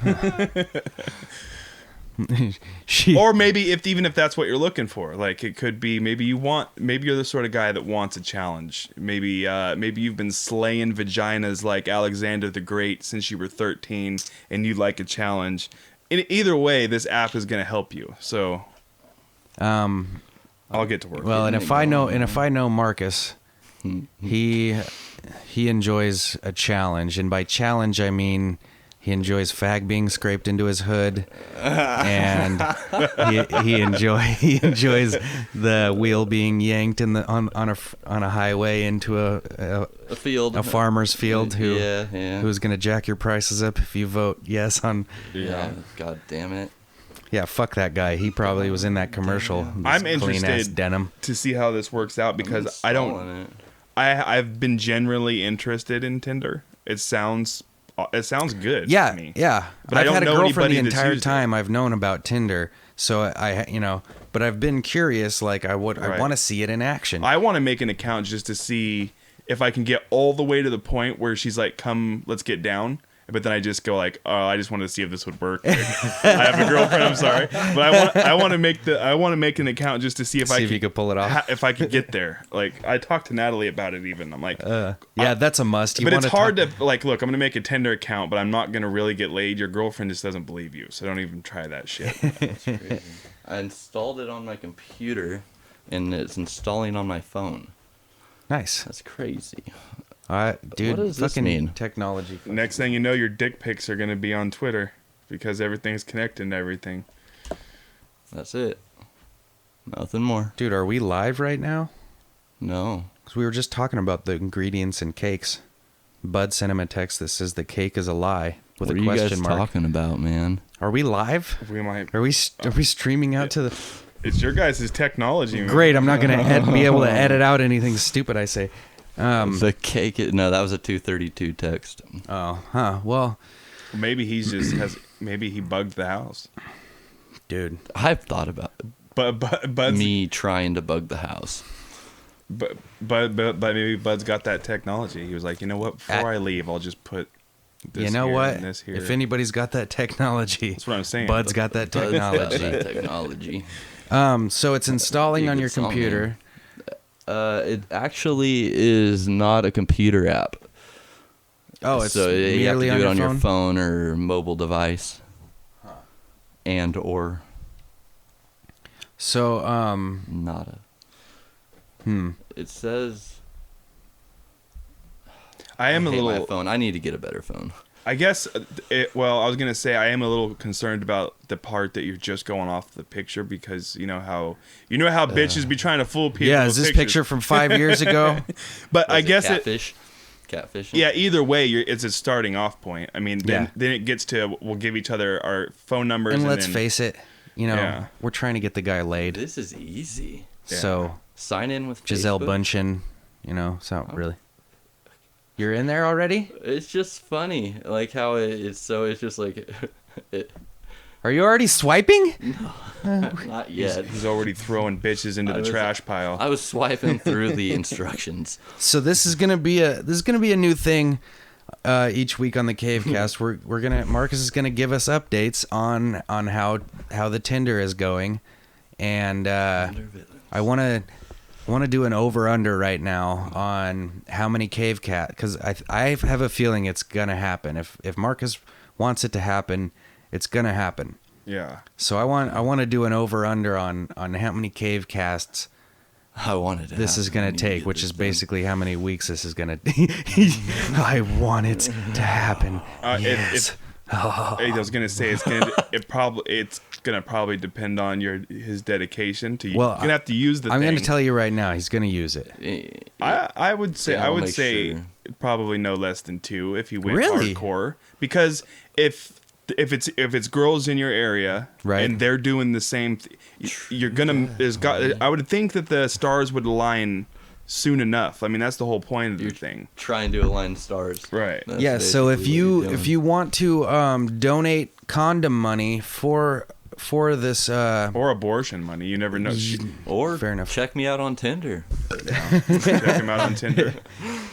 well, they can't really check. They just have to see your picture and then Swipe through until you find my picture. yeah. So if you want to donate condom money or abortion money for Marcus's Tinder escapade, you can go to cavemusicproductions.bandcamp.com and download my mixtape. You can put 0 into the price and download it for free, or you can put, how much does an abortion cost these days? $300? Around there. About, I think, between 4 and 5. Jesus Christ. It's around as much as an Xbox or a Hey, PS4. Hey, put I'd rather put have $400 Xbox. into the button. Download my mixtape, and I'll take the excess of whatever it doesn't take to kill Marcus's baby. And I'll be appreciative of this. Yeah. So Marcus is on Tinder. We're gonna fucking This will be fun. to Maybe see how we'll this do a works photo out. shoot after this gets done. Oh, I gotta take a picture for the fucking for the fans. I'm gonna have to shave my beard. No, I'm not. This isn't for Tinder. This is just for Well, the. I know. I just gotta shave my beard. So yeah, tune in each week to see where we stand on Marcus's. I wish we could Tinder. get a poll going. I think it'll be cool to see, like the sort of chicks, Keep talking. I'm just taking a picture. Like. You guys all stop talking. Is the Pose. Tinder? Because I'm trying to think of is the Tinder? Is it just a site? Is it an actual website? I think it's just the app. I'm gonna have to end up getting You this. get thing. it. Sorry, Nat, but I'm gonna have to see what my chances are out there on the single market. All right. Anyways, We got 2 Tinders going. should I? Do you guys think I should shave my beard? It would be better for. Here's the thing: is you've got chicks that are into either. That's what I was thinking. Now you're pulling the beard off, but you also pull neatly trimmed off pretty well. And I don't. Yeah. That's what I was gonna say. Is what do you? I think neatly trimmed is what I would. This is me not laid since January. Yeah. So and. But that can skew the information sometimes too, Yes. because it's I'm gonna gonna shave depend. it. It's gonna depend on the girl. What gives you the most confidence? Yes. Probably. True. The beard gives me like an invisible force field. Yeah, me too. So whether it looks better or not, it's because it does have your confidence has to do with it too. So, We'll see. I'm not quite sure yet. if you got a picture without the beard, you could probably use the picture and see how that goes. And then Ooh. if the picture without the beard is doing better, then There you go. Because Or you Yeah, can try 'em out. Do a split screen photo. Which one do you Which like? one do you want, ladies? fix Yeah, it, maybe go a week with one picture and then switch it up. switch it up to something different. I like this idea. If it's not working, I'm glad you're in for it, because this is gonna be a good part of the CaveCast. I want this to happen. I think it's cool because it's one of these things that actually sounds like a good idea for once. You know? not just for the CaveCast. But I'm talking about in the dating site world. Yes, like because a lot of them just seem exactly. And not that I've ever used one that I could judge it. But a lot of them, when I've heard what I've heard about them, just seems silly. Yeah, or like another place to be rejected over and over. But this is the way Tinder is set up. Is you never know. You only know whenever you've been chosen. You never know when you've been rejected, usually. Because you never know when you've been rejected. It takes away what you're scared of. Right. Yeah. Yeah, and it really takes away the whole, I see a girl at the bar, I want to go. And that's the thing, that's the shitty thing about that, too, is you don't have to go to a bar to meet a chick. Yeah. And then you're doing what you would at a party. Like, when you walk into a party, and if you're going to this party... You got to wait till she winks or smiles or does the blowjob motion to you across the room. You're going to scan the area. You're going to be like, all right, or calls the cops. Which of these chicks looks, how many of these chicks look good? And then you're going to start, then you might make your move. Tinder, seems like it already does that for you. You scan through pictures and you're like, yep, nope.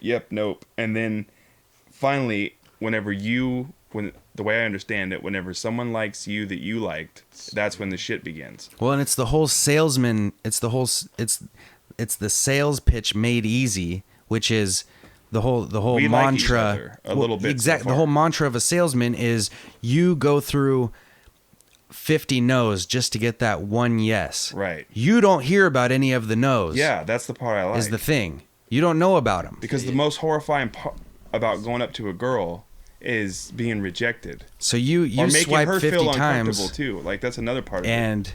And the odds are with you. Yeah. If you get 40 no's and 5 yeses, I bet this know that it doesn't add up to 50, but for people it is. Certain people are like they talk about it on these podcasts and stuff for cleaning up. They go to states that they just go to states where they don't even know anybody and end up hooking up. Tune in next week when we sign Kines up for a Grindr account.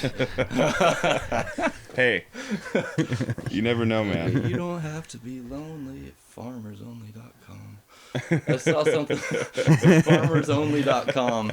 Let's set Marcus up a black people meet. Grindr is the gay one, isn't it? Yeah.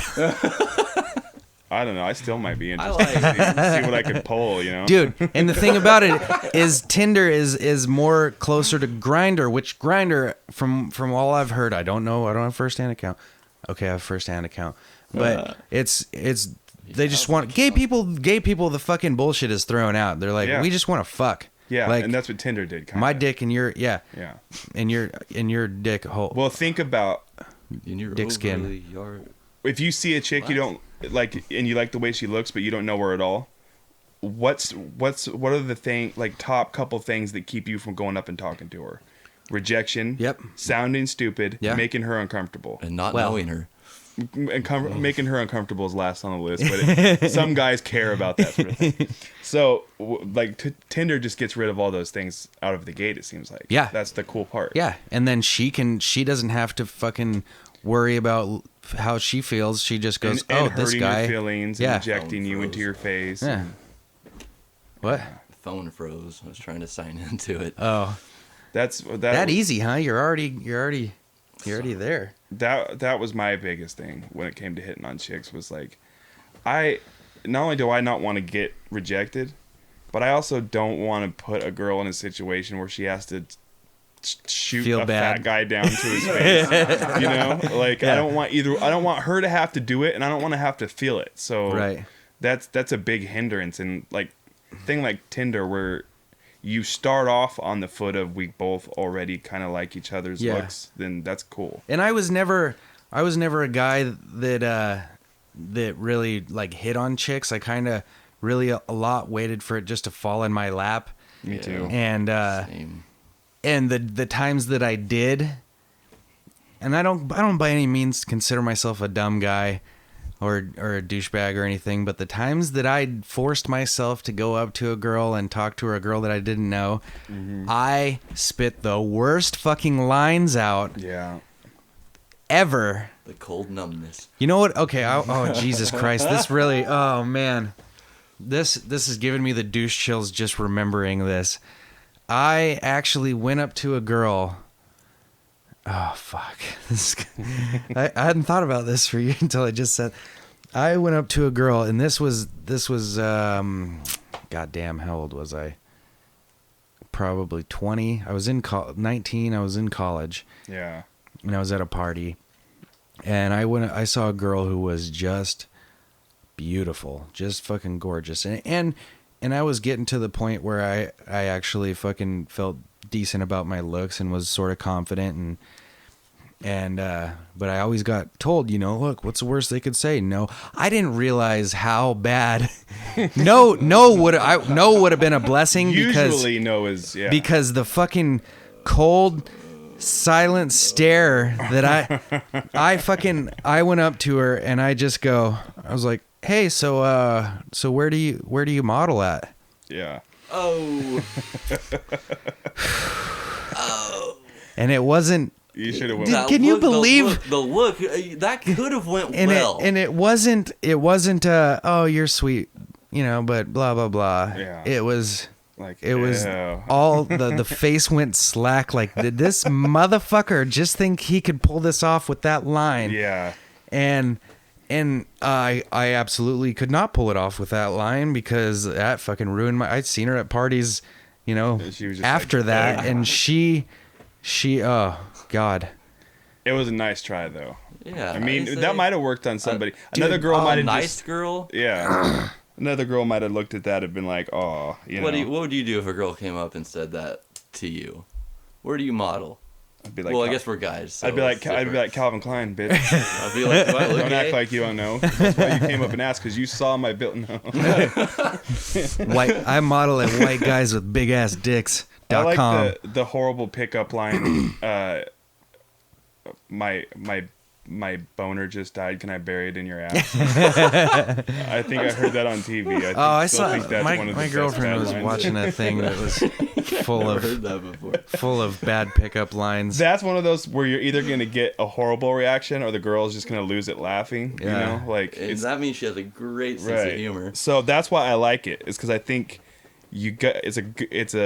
it's a fucking coin flip atomic bomb, but it's fun. That's what you're fucking spared with Tinder. Yep. Is you don't have to do that. It's just like, hey, this is what I look like, or you want to talk about it? Right. You want to talk about fucking putting my dick in one of your holes or something?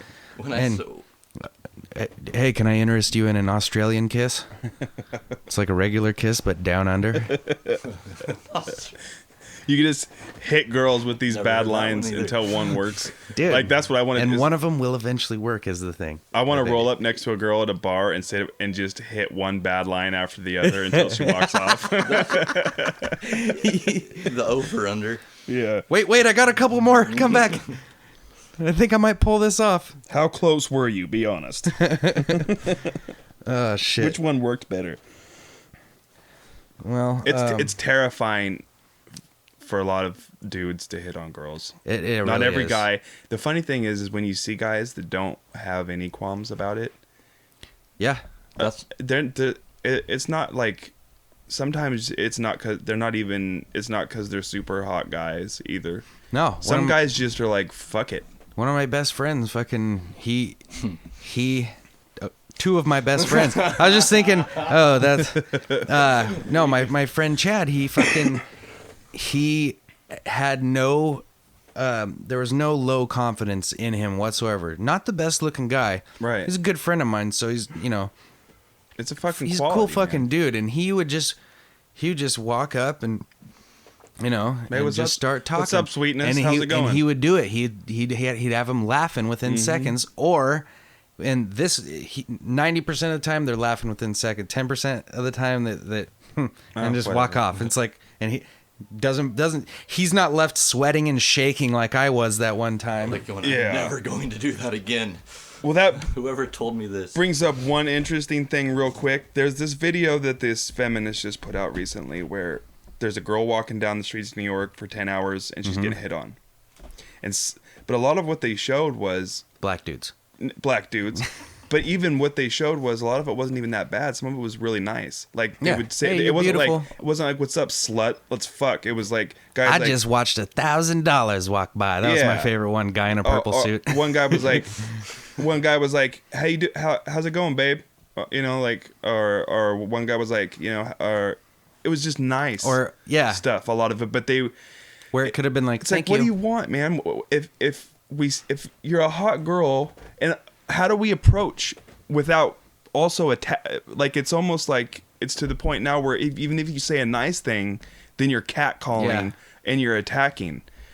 If I see you and I like the way you look, what's my way in? What's the acceptable way in now? I mean, do I wait for you to notice me from across the street and we both have eye contact and then I can say something? Or is there, what's the fucking pamphlet of how you talk to a girl that you don't know now without her feeling attacked? Like that video, I don't even know if one example on there was actually bad that I could remember. The one where the guy started following her and he was saying stuff. He wasn't saying bad. He's like, why don't you talk to me?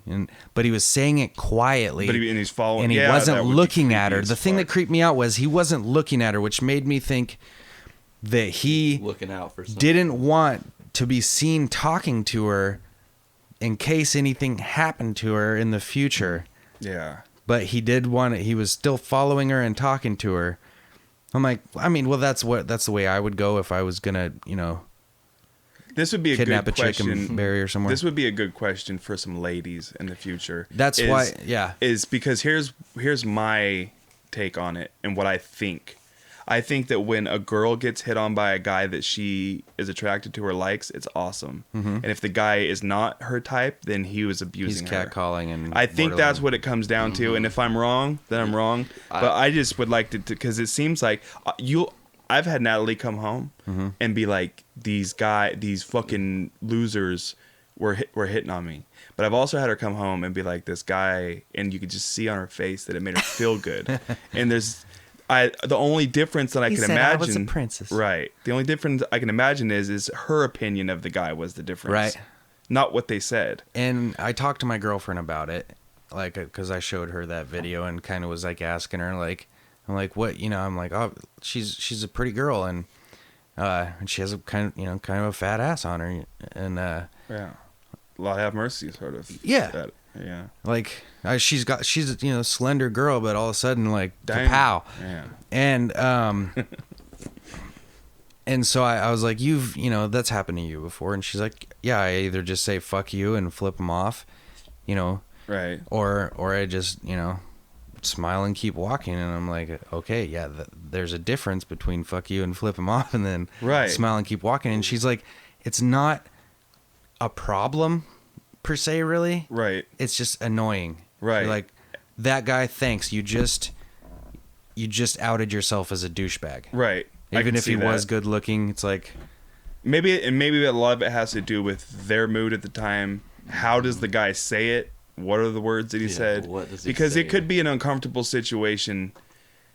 It's hard for a guy to put himself in a girl's shoes. First of all, does she have a boyfriend or not? Like where's she at? Is she in a spot where she's like, maybe she needs. I need some attention, or is she have a boyfriend named Danny and she's set and she's like, fuck off, right? Maybe she has a boyfriend named Daniel. She's looking. Yeah. Maybe she's still are you going to say anything? Are you going to keep your mouth shut about this? Does he look like somebody that can be discreet?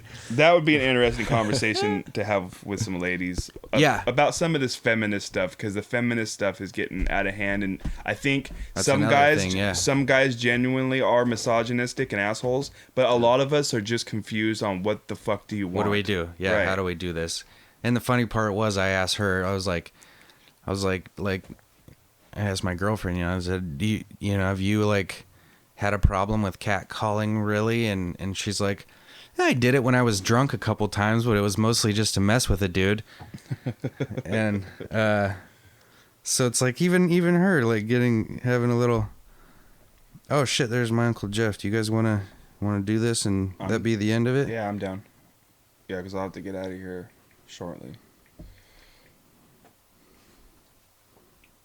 So basically, ladies, while he's texting his uncle, we just want to know what you want. Just yeah. I mean, we're not trying to be mean. We just want to do whatever we can to make you feel comfortable, so you feel good. So we can put our dick in you somewhere. And at the end of the day, so Marcus can put his dick in you. At one point in time, it's just a matter. Look, when we first see you, all you are to us is a place to put our boner. But if you could give us a little bit of your time, maybe we'll see more. You know, maybe we'll be your friend. Maybe this sort of girl. Maybe she'll be cool enough that she doesn't want a bone, but she's cool. Mm-hmm. Maybe I do want to be your friend, or maybe it'll be more. But you're never gonna know. And we just and not all of us guys are look at women as a second class, and we just don't know. Like we just don't know what the fucking rules are anymore. I mean, in the old days, you could scoot up next to a chick and be like, "Hey, sweetness, what's going on?" But nowadays, when you pull that shit, you end up on a video as an asshole. So, you know, I guess we need to define some rules here. Yeah, and but then again, you know, every girl's different. Like one girl's abuse is another girl's. This guy hit on me, you know, and it made me feel good. Like he choked me, he tied me up. It was everything I wanted. You just never know with girls, I guess. I'm not sure what's going on. I think going back to the caveman days of just clubbing them on the back of the head and just taking. No, I'm joking. Ray Ricing them. Did we? Yeah, we talked about Ray Rice, didn't we? That was a hell of a son of a bitch. He has a hell of a punch. Yeah. I mean, I guess it's easy to say when it's a drunk girl. But it was and plus quick. she came in. Yeah. She came in like the Korean zombie with no defense whatsoever. Not expecting the punch. Yeah. Oh, that's what they always say. It's the one you don't see. All right, let's call him. She should have had that shoulder tucked in. Yeah, he always telling her that I only hit you once. Yeah. Oh, I only remember you hitting me once. I only hit you once. That's where the video was. Hello. Uncle Jeff, welcome to the CaveCast. Hello. Can you hear me? Can you hear me? Can you hear me? Danny. Shit. Hang on. God damn it. Okay, the bugs aren't all worked out in the new studio. We're going to have to do it this way.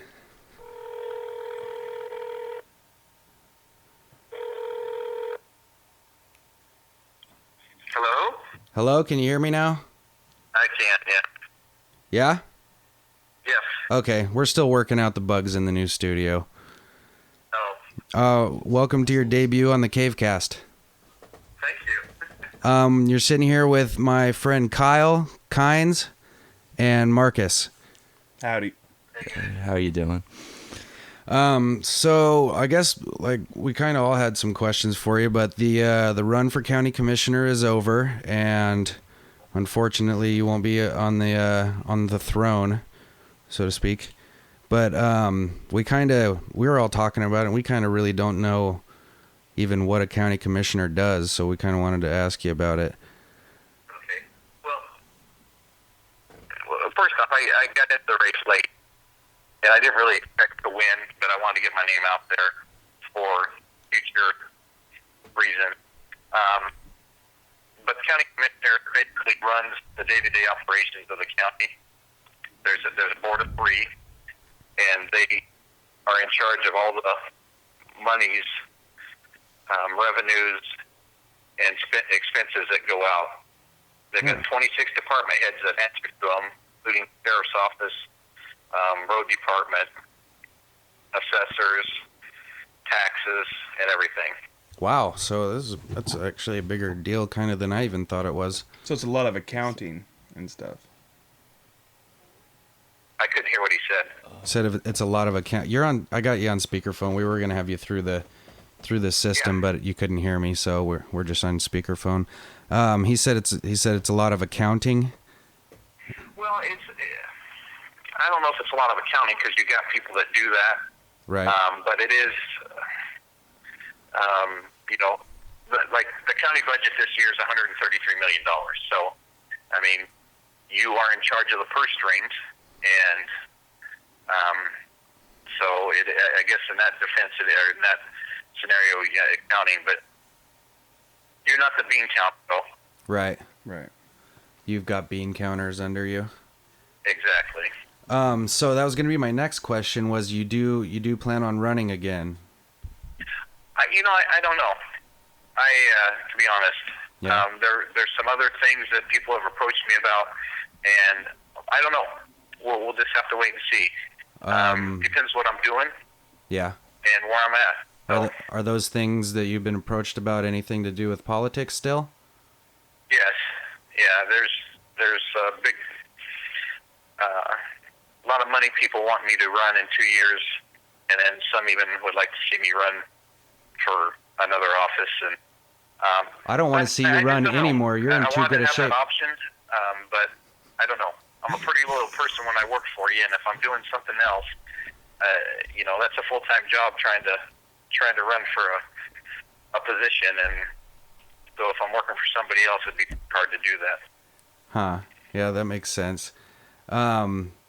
So was it, I kind of talked to my dad a little bit about it, and he said there was not a lot of mud being flung, but did it get kind of dirty at all? The only months, I shouldn't say the only. The two campaigns between Boyce and Leaf dug up stuff on one another. Boyce had a bankruptcy that was brought up right before we went before the News Review Forum to decide who they were going to endorse. So that came out a couple of days before that. So, I mean, the timing was perfect. And then Leaf hasn't been paying his personal property taxes, and also had lied on some court documents regarding child support. Jesus. So, both campaigns kind of fired back at one another. God damn. So are you kind of questioning, is it even worth it? Because it kind of seems like it would take the steam out of me, basically, if it's like, oh God, we're gonna fight dirty now. Yeah, I actually became pretty good friends. Every one of the other candidates except one came to me and said that if they weren't in the race, they would want me to be the county commissioner. And so I got to be, I guess, forged friendships with all of them.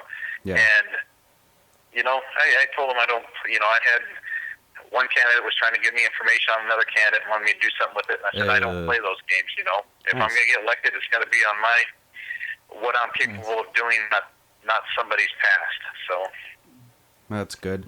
Now, my next question is, if you do plan to stay in politics, are you going to get less funny from here on out? Am I going to what? Are you going to get less funny from here on out? No, absolutely not. Okay. That's always been my downfall on anything is I see something funny, I have to stay, and sometimes it offends people. Is the guy that's saying going to do a good job? Here you go. Is the guy that won, or whoever won, do you think they're going to do a good job? Danny, I hope so. It was Chris Boyce, Go Tire. I know Chris. Chris came to me and said, "Look, if I'd known you were going to get in the race, I wouldn't have, and I would have supported you." Yeah. But at that point, he had already committed thousands and thousands and thousands of dollars to it. I hope so. It's not a matter of whether or not I think his heart's in the right place. It's whether or not he has the experience to do it. Right. I'm not sure. And he was backed by a lot of big money, and I'm concerned that, anytime big money comes into it, there's usually favors and everything else down the road, and so I'm concerned. But I will be there too. I've already told him when I called him and congratulated him that I will be there to be the first one to kick him in the ass when, if he doesn't do what he says he planned on doing. Nice. Damn it. Okay. Yeah, we kind of got into a pretty long political discussion before we talked to you, kind of about that and about the measures that just got passed and everything, Prop 47 in California, and then marijuana being legalized here in Oregon. How do you feel about that? Do you think we made the right decision? I don't know. You know, I mean, a part of me says it was gonna happen, if not this year, next year. Yeah. I think that's just a trend on any state. But I also think about the marijuana dealer that shot me twice, and so I do have, I guess, personal. And I realize not everybody's that way, but I don't know. I do believe that it's no different than alcohol. Yeah. People abuse it, and when they abuse it, you know, it's not good. But I also believe that, you know, alcohol's probably killed more people than marijuana ever could at this point. So definitely. Yeah, my whole angle on it was that, you know, I think you're gonna see an improvement in a lot of things over the next 20 years just by keeping you know, small amount, you know, felonious amounts like over an ounce and stuff will get you put in prison. In California, Prop 47, what that was about was you know, knocking down felonies to misdemeanors for nonviolent drug charges and stuff. So you're keeping people out of prison that probably shouldn't be there in the first place.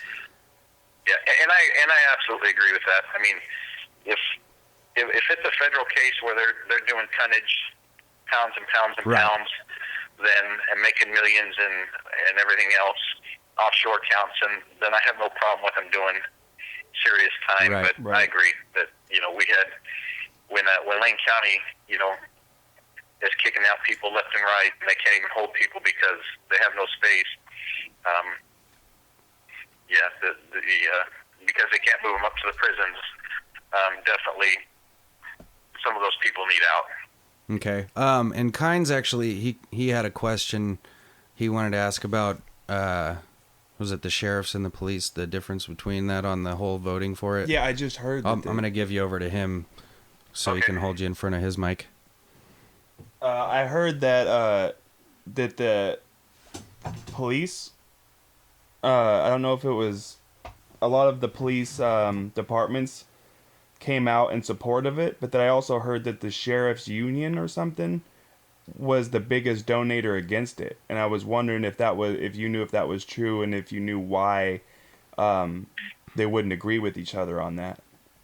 Yeah, I don't know if that's true. I can tell you, Hanlon was against it, and I'm That's not. a sheriff. I think anytime you're the top dog, law dog, you have to. You almost have to, you know, when it comes to drugs and stuff, I guess, to worry about re-election or whatever else, you have to say you're against it. Right. The fact of the matter is, you know, it's got to be legalized, and it's just one of the things that kind of pisses me off. People won't take a stand on it one way or the other because they're worried about votes. Yeah. But I hadn't heard that, so I can't answer that. Okay. It would, you know, and usually police officers are obviously city and sheriffs are county, so I'm not real sure why one would differ from the other when it came to supporting it or not supporting it.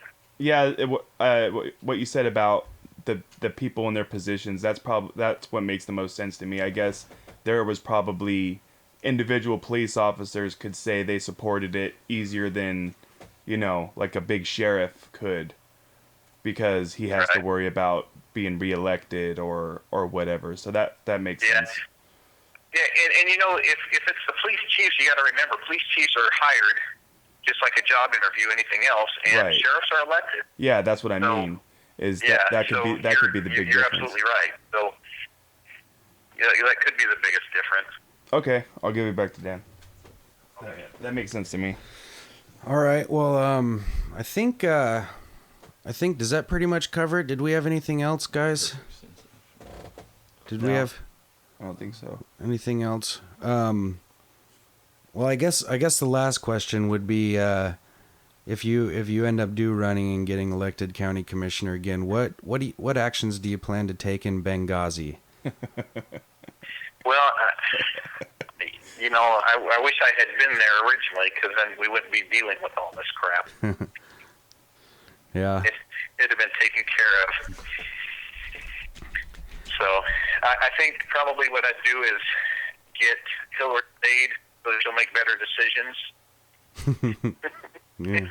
That's always seems to be a better. Actually, funny you say that. Is our new bit on the CaveCast is actually we started it today. Is the Get Marcus Laid bit, where he's signed up for a Tinder account today, and. Well, I'm sure we'll have another Benghazi before that happens. Probably right. You have little faith. Okay, so my next question was going to be, what do you think the over-under is on how many cavecasts it takes for this to happen? So I'm guessing. Oh man, I don't know. I'm probably better off going and buying a lottery ticket. Okay. Well, yeah. Thanks for letting us call you and talk to you and ask you questions and stuff. And we want to wish you luck on whatever it is you end up doing next. I think no matter what it is, you're the right guy. You got experience in this in a lot of things, and you've been around the world, and you still got the sense of humor, and I think that's a big part of what it takes to look at things. Next time he's up. Well, I appreciate it, and Marcus, good luck. Don't give up on your hands. Oh, Don't All right, thanks, Uncle Jeff. We'll talk to you later. All right, bye. Bye. Right on. He sounds like my sort of dude. Yeah. I mean, I am a product of my uncle and my dad's personalities for sure. A large product of it. And like he mentioned it briefly, but I told you he was a cop before, worked for the Douglas County Sheriff's. Well, his answer, he didn't seem confident in his answer, but it's exactly what I think he nailed it. Mm-hmm. Even though he was just stabbing at something that may or may not be true, because I don't even know how true it was. But that probably would be the difference. Is a sheriff gets elected by people, and like a police chief gets hired. So a sheriff has to worry about re-election, so they have to be a little more careful about their stance on something controversial. Yeah. And the weed thing, he was him and two other officers. Everybody on the Douglas County Sheriff's Office Department does time on the Dent team. Yeah. What is Dent drug? What does it stand for? Dent. I can't ever remember if it's the D stands for drug or Douglas or Department of Narcotics team, or it's basically our drug SWAT team here in Douglas County. And they were busting a weed dealer up in the mountains basically, and before they could even get out of their van, the guy came out open firing. Holy shit. He took some shrapnel in the arm, and he took one in the vest that caught the top part of his vest, so it actually didn't stop the bullet completely, and he got shot right in the chest. Another guy got it a little bit worse, and then there's some other dudes that caught shrapnel through the door and stuff like that. Did you find it? So for what's it's Douglas Interagency Narcotics Team. Interagency. That was the so one for him when he hears there's no harm in weed dealing. Yeah. He goes right back to bullshit. I went to bust a guy and I almost died. Yeah. And plus, this is an experiment with these states. Yeah. We're all assuming that it's going to go a certain way based on what we know, and it probably will, but it still is an experiment. We're going to see, we'll see what happens.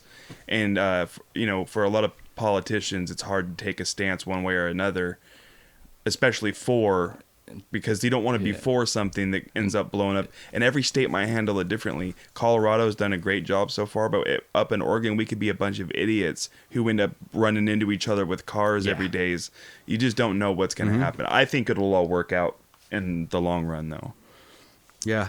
And then, he's actually also spent the last, I think, majority of 5 years or 6 years in Afghanistan, training the Afghani police. Oh shit! He worked for a military what do they call that? Like a paramilitary, Not the military, but a company. like Blackwater type of thing. But not Contractors?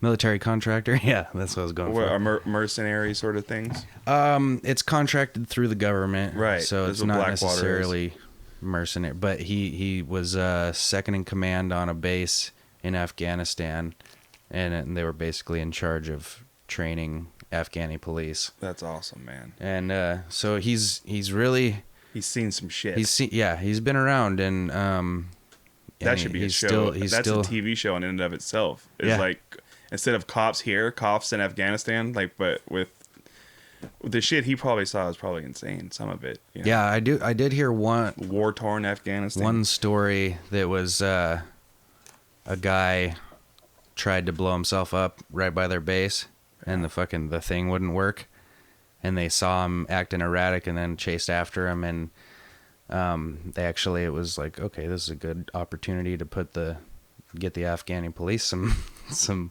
Right. training, and they ended up cornering the guy, and they ended up shooting him, but Right. he was.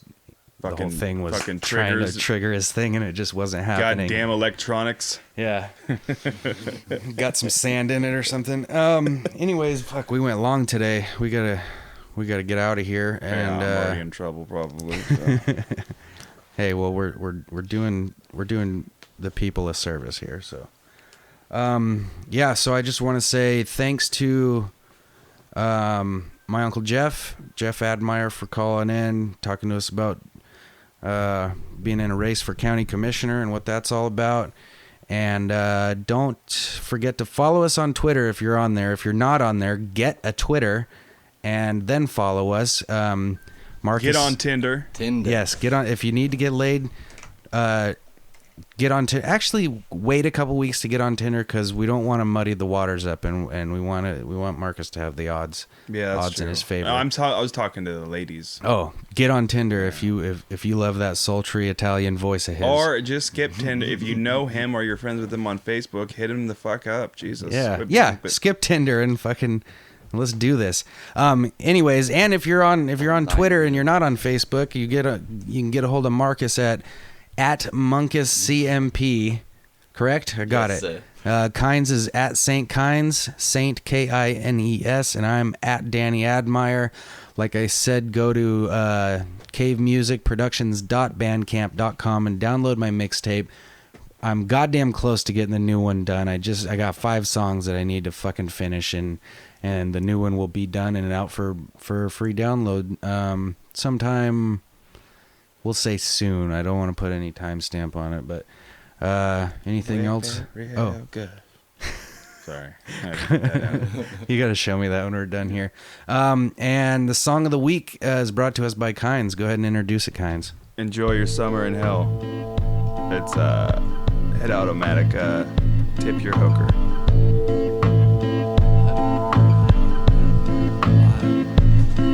CaveCast. Peace, bitches.